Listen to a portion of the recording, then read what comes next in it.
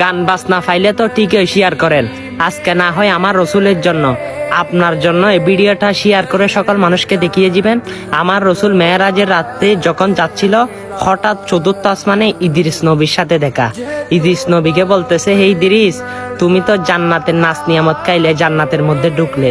তখন ইদ্রিস নবী মন খারাপ করে বলে, ইয়া রাসূলুল্লাহ, আমি জান্নাতের সামনে, গেটের সামনে গেছিলাম, তখন রিদওয়ান ফেরেশতাকে ডাক দিলাম, এই রিদওয়ান ফেরেশতা জান্নাতের গেট খুলো, আমি আল্লাহর নবী। তখন ইদ্রিস নবীকে রিদওয়ান ফেরেশতা বলে, তুমি উপর দিকে তাকাও।